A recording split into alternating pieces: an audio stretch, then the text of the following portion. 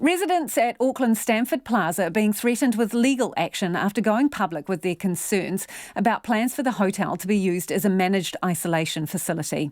Last Friday, Checkpoint revealed that several busloads of the returning travellers would be arriving at the hotel the next day to isolate for 14 days. Permanent residents living in the apartments at the top of the building went public with their concerns, saying shared areas in the hotel meant it wasn't possible to keep residents and isolating guests totally separate. And many of the residents are older and have health issues. Since then, the hotel owner, Stamford Land Corporation Limited, has sent some of the residents legal letters blaming their wrongful interference for the Ministry of Health pulling out of the isolation contract. The letter goes on to say, Stamford Hotel and Resorts has, through your misconduct, suffered substantial damages and losses. We are at the moment quantifying such damages and losses. Take notice that we will be seeking from you the full compensation of such damages and losses, including any legal costs. Residents like this one, who asked not to be identified, say the letters are heavy-handed. We're very concerned here.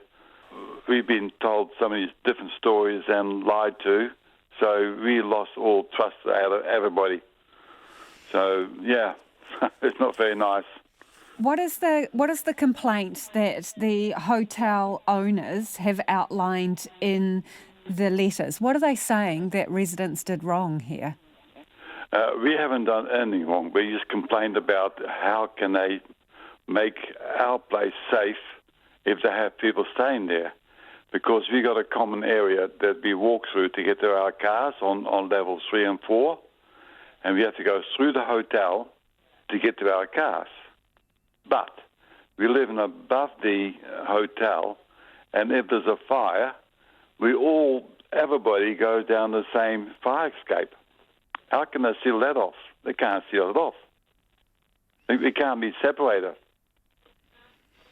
That's the biggest thing around here. They cannot separate if the virus is downstairs. They cannot separate us from us catching it. What are you being told about speaking up? Speaking up, I'll be told not to say too much because they're all getting sued because people are listening in from the hotel. So you speaking out now? Why do you feel strongly enough to do this? Because if those people come in here, our lives are at risk. I've got family and grandchildren over in Australia. I can't even go and see them. Why? And why should I be put at risk here? You know, we got different hotels in Auckland. They've already been occupied by about 6 or 7 of them. Why pick on this one? You know, I don't just speak for myself. I speak for all the people up here. You know, all my friends and neighbours and everything else, and pregnant women and all sorts of stuff here. They're all at risk. Yeah. Checkpoint has contacted the Stamford Plaza's management, financial controller and its legal counsel for comment. Our calls and correspondence remain unanswered.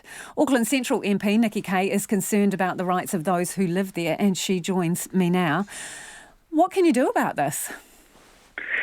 Well, I actually have a communication that is going to ministers and the Stamford shortly. I am concerned for residents. I think what they are asking for is entirely reasonable to understand what is going on in their building and whether they are going to have people who are isolating, and I think they have every right to understand that. And I think things have escalated.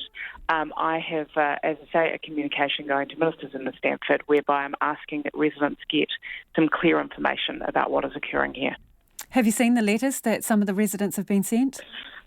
I have seen some of the communications, and I am concerned, and I will be, as I say, dealing directly with the Stamford around this issue. I think there is an obligation on health agencies and the management of the Stamford Plaza to, in a very calm and considered way, let residents know what is going on.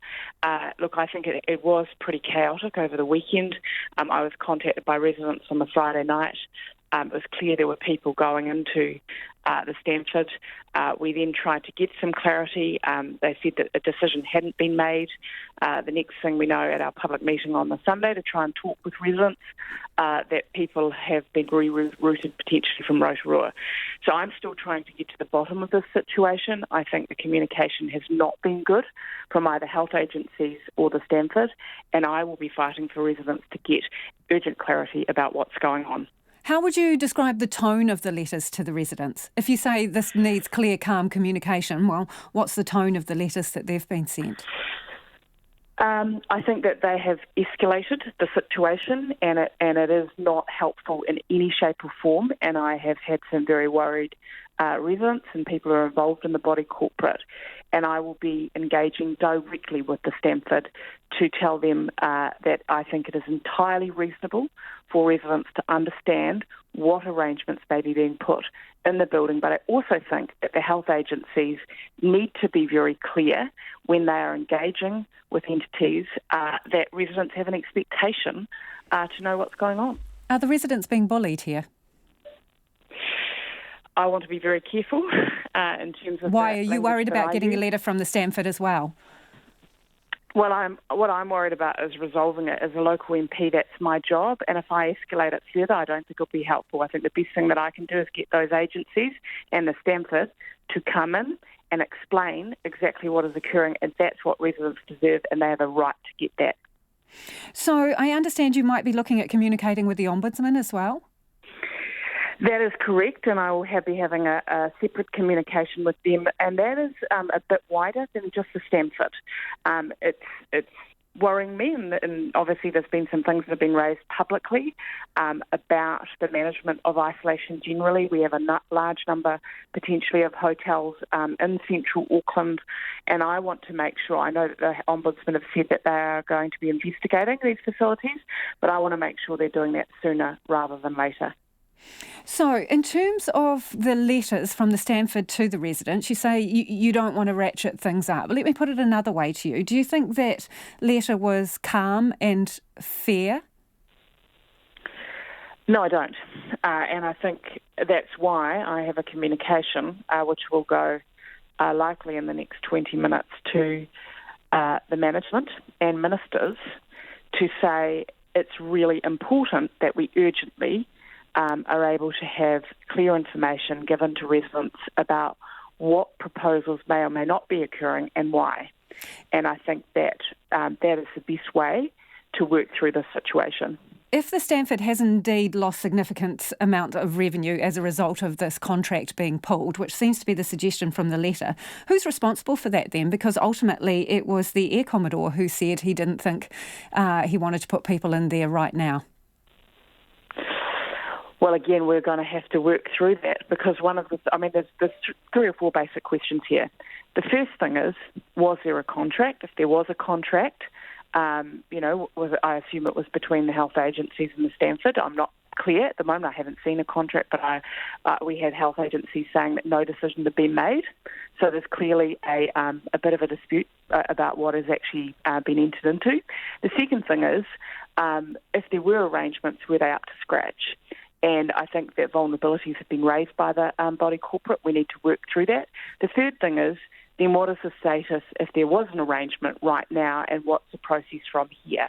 And I have not, as of yet, got clarity, and that's why I'm going directly to the management and to ministers to get that clarity.